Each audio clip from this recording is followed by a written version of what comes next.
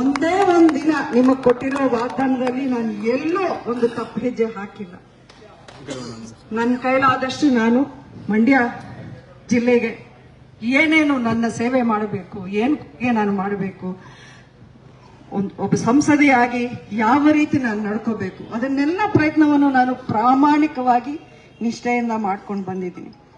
ಮಂಡ್ಯ ಜಿಲ್ಲೆಯ ಘನತೆಯನ್ನ ಪಾರ್ಲಿಮೆಂಟ್ ಅಲ್ಲೂ ನಾನು ಎತ್ತಿ ಹಿಡಿಯುವಂತ ಕೆಲಸವನ್ನು ಮಾಡಿದ್ದೀನಿ. ಎಲ್ಲೂ ಅದರಲ್ಲಿ ಯಾರು ಒಂದು ಬೆರಳೆತ್ತಿ ತೋರಿಸೋಗೆ ಎಲ್ಲೂ ನಾನು ನಡ್ಕೊಂಡಿಲ್ಲ. ಈ ಎಲ್ಲ ಅವಕಾಶಗಳನ್ನ ಬಿಟ್ಟು ನೀವೇ ಹೇಳಿ, ಇವತ್ತಿನ ದಿನಕ್ಕೆ ಯಾರಾದ್ರೂ ಒಬ್ಬ ರಾಜಕಾರಣಿ ನಿಮ್ಗೆ ನಾವು ಮಂಡ್ಯ ಕೊಡಲ್ಲ ಬೇರೆ ಕಡೆ ನಿಂತ್ಕೊಳ್ಳಿ ಅಂದ್ರೆ ಅವಕಾಶನ ಬಿಡ್ತಾರ? ಯಾರಾದ್ರೂ ಬಿಡ್ತಾರಾ? ಅಲ್ಲ, ಹೆಸರುಗಳು ಬೇಡ, ಯಾರಾದ್ರೂ ನಿಂತ್ಕೊಳ್ತಾರ? ಬಿಡ್ತಾರ ಅವಕಾಶನ? ಯಾರು ಬಿಡಲ್ಲ.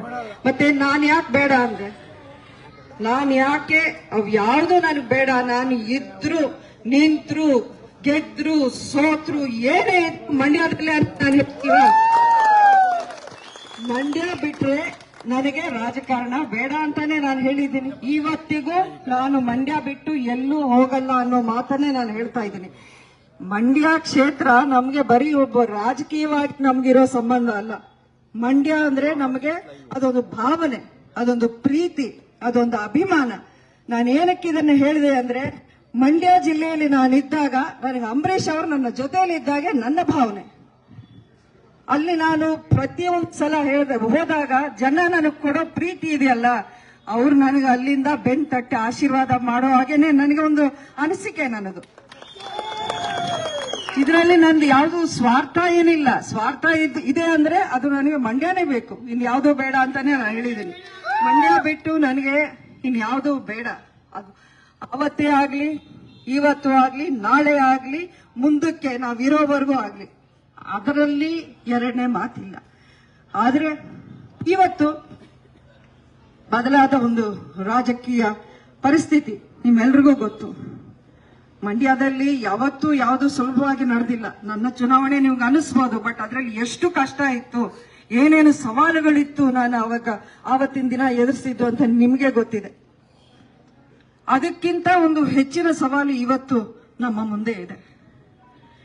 ಆದ್ರೆ ನಾನು ಮೊದಲಿಂದಾನು ಹೇಳ್ತಾ ಇದ್ದೀನಿ, ನಿಮ್ಮನ್ನ ವಿಶ್ವಾಸಕ್ಕೆ ತಗೊಳ್ಳದೆ, ನಿಮ್ಮನ್ನ ನೋಯಿಸಿ ಯಾವುದೇ ನಿರ್ಧಾರ ಸುಮಲತಾ ಅಂಬರೀಶ್ ತಗೊಳ್ಳಲ್ಲ.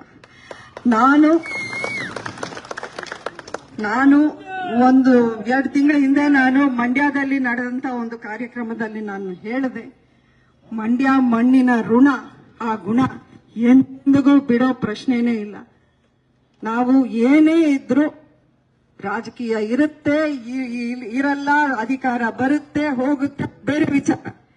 ಆದ್ರೆ ನಮ್ಮ ಏನೇ ಇದ್ರೂ ನಮ್ಮ ಸಂಬಂಧ, ನಮ್ಮ ಒಂದು ರಾಜಕೀಯವಾದ ಒಂದು ನಿರ್ಧಾರಗಳು ಎಲ್ಲವೂ ಮಂಡ್ಯದ ಜೊತೆಲೆ ಅದು ಇರುತ್ತೆ ಹೊರತು ಎಲ್ಲೂ ಇರಲ್ಲ.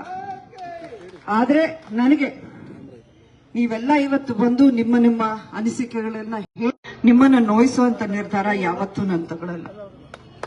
ಸುಮಲತಾ ಅಂಬರೀಶ್ ಯಾವತ್ತೂ ಆ ಕೆಲಸವನ್ನ ಮಾಡಲ್ಲ. ನಾನು ಇವತ್ತಿನ ದಿನ ನೀವೆಲ್ಲರೂ ಬಂದಿದ್ದೀರಾ, ಅದಕ್ಕೆ ನಾನು ಯಾವ ಮಾತುಗಳಲ್ಲಿ ನಾನು ಅದನ್ನ ಕೃತಜ್ಞತೆಗಳನ್ನು ಹೇಳಬೇಕು ಅಂತ ನನ್ನಲ್ಲಿ ಆ ಮಾತುಗಳೇ ಇಲ್ಲ. ಆದ್ರೆ ನಮ್ಮನ್ನ ನಂಬ್ಕೊಂಡು ಇನ್ನಷ್ಟು ಲಕ್ಷಾಂತರ ಜನ ಇದ್ದಾರೆ, ಮಂಡ್ಯದಲ್ಲಿದ್ದಾರೆ. ಅವ್ರು ಎಲ್ಲರನ್ನೂ ಉದ್ದೇಶಿಸಿ ನಾನು ಮಾತಾಡಬೇಕಾಗಿದೆ. ನನ್ನ ನಿರ್ಧಾರ ಇನ್ನು ಕೆಲವೇ ದಿನಗಳಲ್ಲಿ ನಾನು ಮಂಡ್ಯದಲ್ಲೇ ಒಂದು ಸಭೆಯನ್ನ ಕರೆದು ನೀವೆಲ್ಲರ ಒಂದು ಸಮ್ಮುಖದಲ್ಲೇ ನಾನು ಎಲ್ಲವನ್ನ ಒಂದು ಸ್ಪಷ್ಟನೆ ಕೊಡ್ತೀನಿ. 1-2 ದಿನಗಳ ಕಾಲಾವಕಾಶ ನನಗೂ ಕೊಡಿ. ನಾನು ಎಲ್ಲರ ಜೊತೆಯಲ್ಲಿ ಒಂದು ಸಮಾಲೋಚನೆ ಮಾಡಿ ಒಂದಷ್ಟು ನಮ್ಮೊಂದಿಗಿರೋ ಎಲ್ಲ ಆಪ್ತರ ಜೊತೆಯಲ್ಲೂ ನಾನು ಚರ್ಚೆ ಮಾಡಿ ಮಂಡ್ಯದಲ್ಲೇ ಬಂದು ನಾನು ಇದೇ 3ನೇ ತಾರೀಕಿಗೆ ಬರ್ತೀನಿ. 3ನೇ ತಾರೀಕು ನಾನು ಮಂಡ್ಯದಲ್ಲೇ ಸಭೆ ಮಾಡ್ತೀನಿ. ನನ್ನ ನಿರ್ಧಾರ ಏನು ಅಂತ ನಾನು ಅಲ್ಲೇ ಹೇಳ್ತೀನಿ. ನಿಮ್ಮೆಲ್ಲರ ಆಶೀರ್ವಾದ ಪಡಿತೀನಿ. ನಾನು ಹೇಳ್ತಾ ಇದ್ದೀನಿ ಪದೇ ನಿಮ್ಮನ್ನು ಬಿಟ್ಟು ಯಾವ ನಿರ್ಧಾರ ನಾನು ತಗೊಳ್ಳೋದಿಲ್ಲ. ಅಷ್ಟೇ ನಾನು ಹೇಳೋಕೆ ಇಷ್ಟಪಡ್ತೀನಿ.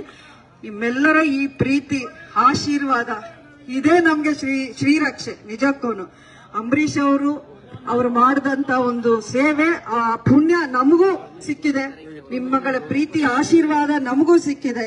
ಇದು ಎಂದೆಂದಿಗೂ ಹೀಗೆ ಇರಲಿ ಅಂತ ನಾನು ಕೇಳ್ಕೊಡ್ತೀನಿ.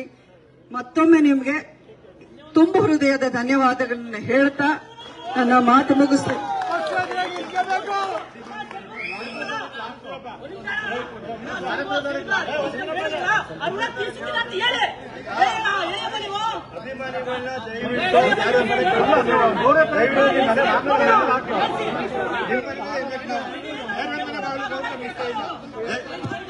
ದಯವಿಟ್ಟು ಒಂದ್ ನಿಮಿಷ ತಮ್ಮಲ್ಲಿ ಒಂದ್ ಮನವಿ ಮಾಡ್ಕೊಳ್ತೀನಿ. ಮಂಡ್ಯ ಜಿಲ್ಲೆ ಜನತೆಯ ಪರವಾಗಿ, ಅಭಿಮಾನಿಗಳ ಪರವಾಗಿ ಒಂದ್ ಮನವಿ ಮಾಡ್ಕೊಳ್ತೀನಿ.